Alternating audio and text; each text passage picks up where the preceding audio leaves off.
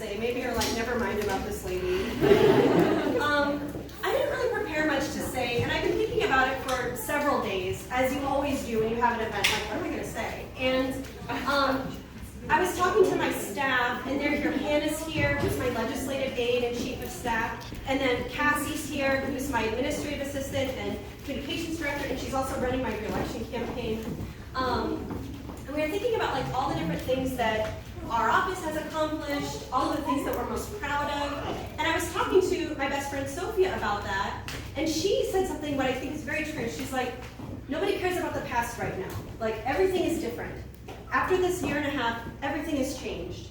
And when we talk about what our goals were when I first ran for office in 2018, the goals are honestly so different. During the pandemic, which we're still in, you know, not to be like it's over, but I was so proud of how my office and the people who volunteer with me and the people who support me in this community stepped up to help each other and say, you know, when it feels like the government is not there for us, that we're here for us. And when the government is letting us down, we're here to support each other. And I learned so much about mutual aid. I learned so much about community activism and the people who are really here on the ground for the folks who need it, because I can make change in the legislature. I think that Nebraska state senators are the most powerful legislators in the whole country. We can do a lot here in this state because of our wonderful unicameral. But I can't do anything until January. Not really. In January I can introduce a bill and maybe it'll get support, maybe the governor will sign it, maybe it'll go into law by like July or something. But the folks, many of you here in this room, are the people who have been here all year when people were struggling, and all year when people needed food, when people needed childcare, when people needed rides, when people struggled with rent. And I'm so proud of all of you, and I'm so grateful that you're supporting me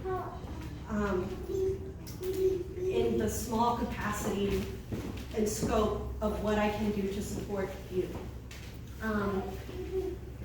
A mentor of mine, Senator Paul Shoemaker, who's here today. I was also speaking to him recently, and we were talking about what the purpose of life is, and like what really matters in life. It's like those big questions that you are texting about late at night and things like that. And he said something that really surprised me, because most people say something like, oh, my children, or my friends, or my family, or, you know, these things. And he said, the purpose of life is to bring the future into being. To bring the future into being. And that is the energy that I'm bringing into this campaign, that I'm bringing into the next 4 years of public service, if you give me the privilege of doing that for you. To me, what that means is not dwelling in the past, not romanticizing unnecessarily tradition, and creating the conditions to make the world we leave for people tomorrow better than the world we have today. To create those conditions so that it's even possible.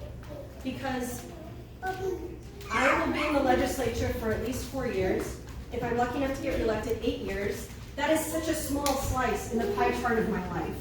And so, you know, the work I do in the state legislature, it's not the most important work I'm ever going to do. It's not, you know, the most important or interesting thing about me, but it is a platform that is so powerful and so important.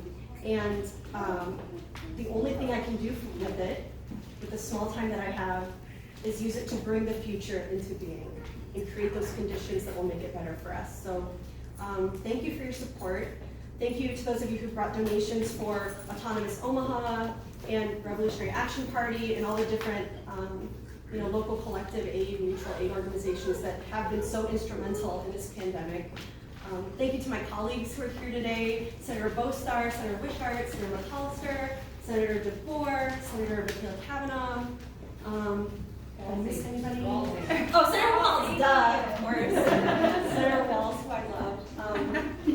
Yeah, it's really a family that we create in the unicameral, and we fight and we don't always get along, and I'm definitely like the bratty kid, but I want to get my way, so we'll see. Next year,